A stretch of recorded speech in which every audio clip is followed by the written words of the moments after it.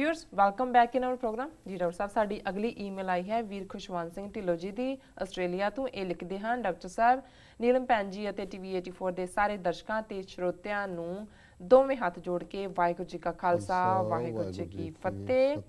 ਸਭ ਤੋਂ ਪਹਿਲਾਂ ਧੰਨਵਾਦ ਡਾਕਟਰ ਸਾਹਿਬ ਨੂੰ ਜੋ ਇਸ ਪ੍ਰੋਗਰਾਮ ਰਾਹੀਂ ਮੇਰੇ ਵਰਗੇ ਜਵਾਨ ਬੱਚਿਆਂ ਨੂੰ ਸਿੱਖ ਇਤਿਹਾਸ ਬਾਰੇ ਦੱਸਦੇ ਹਨ।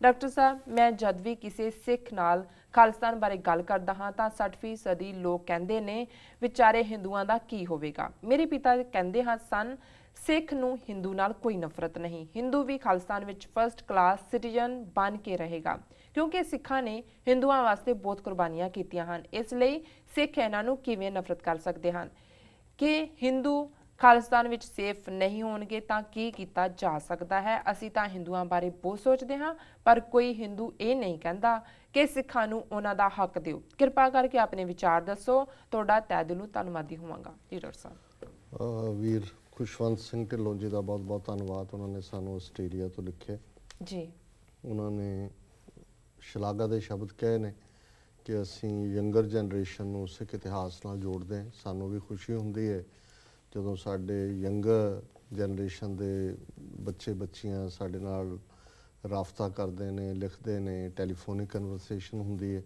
जी, और सानू भी तुहाडे तो बहुत कुछ सीखण नूं मिलदा है। सो उन्हों का इको ही सवाल है कि जी 60% अपनिਆਂ ਨੂੰ ਇਹ ਫਿਕਰ ਹੁੰਦਾ है कि जी खालिस्तान ਦੇ ਵਿੱਚ ਹਿੰਦੂਆਂ ਦਾ ਕੀ ਬਣੇਗਾ, ਜਦੋਂ ਕਿ ਇਸ ਦੇ ਉਲਟ ਜਿਹੜੀ ਬਹੁ ਗਿਣਤੀ ਕਮਿਊਨਿਟੀ ਦੇ ਲੋਕ ਨੇ ਉਹਨਾਂ ਦਾ ਤਾਂ ਇਹੀ ਫਿਕਰ ਹੁੰਦਾ ਹੈ ਕਿ ਵੀ ਕਿਤੇ ਸਿੱਖਾਂ ਦਾ ਕੁਝ ਬਣ ਨਾ ਜਾਏ ਜੀ। ਔਰ ਜਿਸ ਚੀਜ਼ ਚੋਂ ਸਿੱਖਾਂ ਦੀ ਕੋਈ ਗਲੋਰੀ ਨਿਕਲ ਰਹੀ ਹੋਏ ਜਾਂ ਸਿੱਖਾਂ ਦੀ ਕੋਈ ਸ਼ਾਨ ਦੀ ਗੱਲ ਨਿਕਲ ਰਹੀ ਹੋਏ ਉਹ ਖਬਰਾਂ ਵੀ ਦਵਾ ਦਿੰਦੇ ਨੇ, ਉਹ ਖਬਰਾਂ ਛਾਪਣ ਤੋਂ ਵੀ ਗੁਰੇਜ਼ ਕਰਦੇ ਨੇ और जिहदे च ना पक्षी जिहड़ी है वो इमेज बाहर जाती होए उन्होंने फिर वो बड़े सुर्खियां ला ला के लाल पीलियां जिहड़ियां ने उन्होंने छापते हैं जी।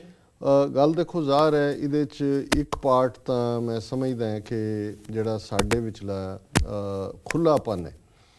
मैनू मेरे मित्र मिस्टर ए शेख जिन्हां नाल लगभग 20 साल मैनू साथ दा मौका मिलिया, उन्होंने तो मैं बहुत कुछ सीखा। वड्डे सन भी 25 साल उन्होंने मेरे तो जी। और दुनिया उन्होंने देखी हुई सी, बड़े वैल रेड सी। तो उन्होंने बहुत बारी कहना है, उन्होंने कहना कि जी इस्लाम और सिक्खी दियाँ प्रॉब्लम्स की ने। फिर उन्हें आप ही कहना है कि इस्लाम की प्रॉब्लम ये है साड़ी कि मजहब साडा बहुत चंगा सी पर असी मुल्लां दे हवाले करके उन्होंने इन्ना बंद कर दिता है कि असी बाकियां दे लई इहनूं बंद ही कर दिता है और असी अपने ची उस कट्टरपुणे दे विच जिहड़ी मजहब की खूबसूरती सी उस नूं बर्बाद कर रहे हैं। तो फिर उन्होंने कहना भी सिखां की प्रॉब्लम यह है भी तुहाडा मजहब होर भी खूबसूरत, तुसीं जिवें तुहाडे गुरु साहबान ने औरतां नूं बराबरी दित्ती, वो कहंदे सी औरतां नूं तलवार दित्ती। ये दुनिया च कदे नहीं होया कि जिस औरत नूं वीक मन्निया गया होवे उहनूं तलवार दे के एम्पावर किया। फिर उन्होंने कहा जी तुहाडी संगत च कोई आ सकता है। वो शिकागो रहे काफ़ी समा, जो कहते सी मेरा जो मन उदास हुंदा सी मैं गुरुद्वारे जांदा सी, सेवा करदा सी, मैनूं कदे किसी ने नहीं रोकिया है, मैं जो भी करदा सी जिवें भी मैं जांदा है मैनूं मैं एक्सैप्टेंस कि भी तुहाडे च ये बड़ी वड्डी गल है कि भी तुसीं हर एक नूं एक्सैप्ट कर दिओ जी। पर उन्होंने कहना तुहाडी समस्या ये है भी तुसीं इन्ने क लिबरल हो कि इन्ने क खुले हो कि बहुत वारी तुसीं दूजियां दा फिक्र करदे करदे अपना सब कुछ गवाण तक चले जांदे और अपना तुहानूं भुल जांदा भी तुहाडे इंटरस्ट कित्थे ने, भी तुसीं अपने इंटरस्ट सेफगार्ड नहीं करदे, तुसीं दूजियां दे पिछे जाके अपनी जिहड़ी होंद है उहनूं डिल्यूट कर रहे हो जी। और मैं समझदा भी ये जिहड़ी सोच भी है ये इसे चों ही निकलदी है।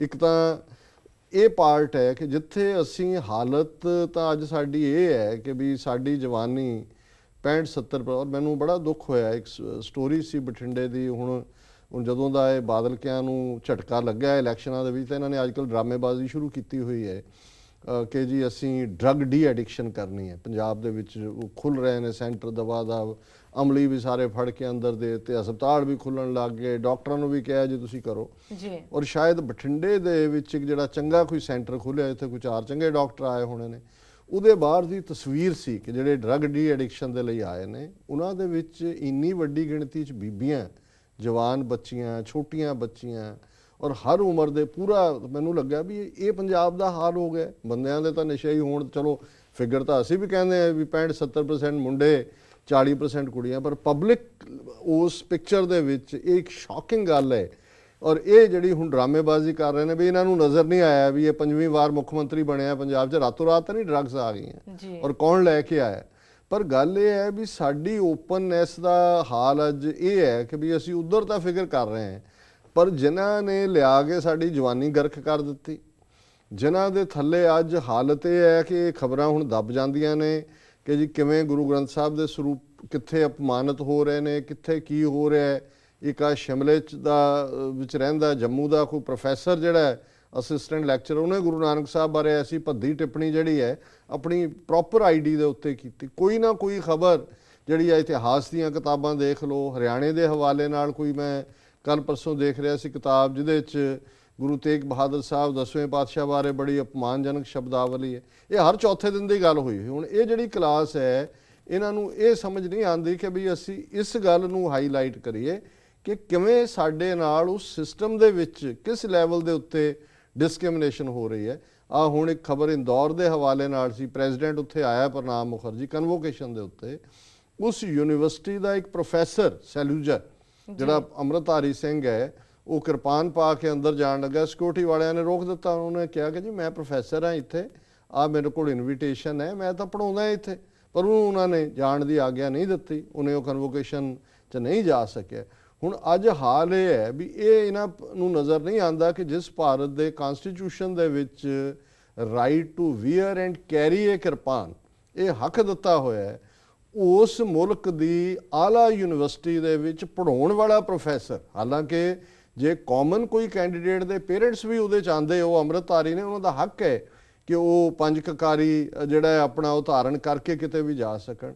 ਹੁਣ ਹਾਲਤ ਤਾਂ ਇਹ ਹੈ ਕਿ ਅੱਜ ਇੱਕ ਪ੍ਰੋਫੈਸਰ ਆਪਣੀ ਯੂਨੀਵਰਸਿਟੀ ਦੀ ਕਨਵੋਕੇਸ਼ਨ 'ਚ ਆਪਣਾ ਜਿਹੜਾ ਧਰਮ ਹੈ ਉਹਨੂੰ ਪ੍ਰੈਕਟਿਸ ਨਹੀਂ ਕਰ ਸਕਦਾ। ਹੁਣ ਇਹ ਸਾਰੀਆਂ ਉਦਾਹਰਨਾਂ ਸਾਹਮਣੇ ਨੇ, ਚਾਰ ਚੁਫੇਰੇ ਨੇ। ਇਹਦੇ ਬਾਵਜੂਦ ਇਸ ਕਿਸਮ ਦੀ ਗੱਲ ਜਿਹੜੀ ਹੈ ਕਿ ਜੀ ਉੱਥੇ ਹਿੰਦੂਆਂ ਦਾ ਕੀ ਬਣੇਗਾ ਫਲਾਣੇ ਦਾ, ਪਹਿਲਾਂ ਤਾਂ ਇਹ ਦੇਖੋ ਕਿ ਪਹਿਲਾਂ ਆਪਣਾ ਕੁਝ ਬਣਾਓ। ਔਰ ਜਿਹੜਾ ਸਿੱਖ ਕਰੈਕਟਰ ਹੈ ਖਾਲਿਸਤਾਨ, ਜੇ ਰਣਜੀਤ ਸਿੰਘ ਦੇ ਪੀਰੀਅਡ ਜਾਂ ਸਿੱਖ ਮਿਸਲਾਂ ਦੇ ਪੀਰੀਅਡ ਦੀ ਦੇਖੀਏ, ਜਿੰਨੀਆਂ ਮਰਜ਼ੀ ਗੱਦਾਰੀਆਂ ਇਹਨਾਂ ਨੇ ਕੀਤੀਆਂ ਨੇ, ਫਿਰ ਵੀ ਅਸੀਂ ਖਾਲਿਸਤਾਨ ਦੇ ਸ਼ਹਿਰੀਆਂ ਦੇ ਤੌਰ ਤੇ ਜਿਵੇਂ ਖਾਲਿਸਤਾਨ ਦੇ ਐਲਾਨਨਾਮੇ 'ਚ ਦਰਜ ਹੈ, ਇਹ ਸਾਰੀਆਂ ਹੀ ਜਿਹੜੀਆਂ ਕੁਦਰਤ ਦੀਆਂ ਨਿਯਮਤਾਂ ਨੇ ਔਰ ਸਰਕਾਰ ਦੇ ਵਿੱਚ ਬਰਾਬਰ ਦੇ ਭਾਗੀਦਾਰ ਹੋਣਗੇ। ਔਰ ਬਿਨਾਂ ਜ਼ਾਤ, ਰੰਗ, ਨਸਲ, ਧਰਮ, ਜੈਂਡਰ ਦੇ ਵਿਤਕਰੇ ਦੇ ਖਾਲਿਸਤਾਨ ਦਾ ਹਰ ਸ਼ਹਿਰੀ ਜਿਹੜਾ ਉਹ ਪਰਸਿਊਟ ਆਫ ਹੈਪੀਨੈਸ ਦੇ ਗੋਲ ਨੂੰ ਜਿਹੜਾ ਉਹ ਪਰਸਿਊ ਕਰ ਸਕੇਗਾ। ਸੋ ਇਹਨਾਂ ਦਾ ਵੀਰ ਖੁਸ਼ਵੰਤ ਸਿੰਘ ਢਿੱਲੋਂ ਜੀ ਦਾ ਬਹੁਤ ਬਹੁਤ ਧੰਨਵਾਦ, ਉਹਨਾਂ ਨੇ ਸਾਨੂੰ ਲਿਖਿਆ। ਜੀ ਡਾਕਟਰ ਸਾਹਿਬ ਤੁਹਾਡਾ ਬਹੁਤ ਬਹੁਤ ਧੰਨਵਾਦ, ਤੁਸੀਂ ਆਪਣੇ ਵਿਚਾਰ ਸਾਡੇ ਦਰਸ਼ਕਾਂ ਨਾਲ ਸਾਂਝੇ ਕੀਤੇ। ਇਸ ਨਾਲ ਲੈਣੇ ਬ੍ਰੇਕ। ਵੀਅਰਸ ਤੁਸੀਂ ਸਾਡੇ ਨਾਲ ਇਸ ਤਰ੍ਹਾਂ ਬਣੇ ਰਹੋ, ਮਿਲਦੇ ਹਾਂ ਛੋਟੇ ਬ੍ਰੇਕ ਤੋਂ ਬਾਅਦ।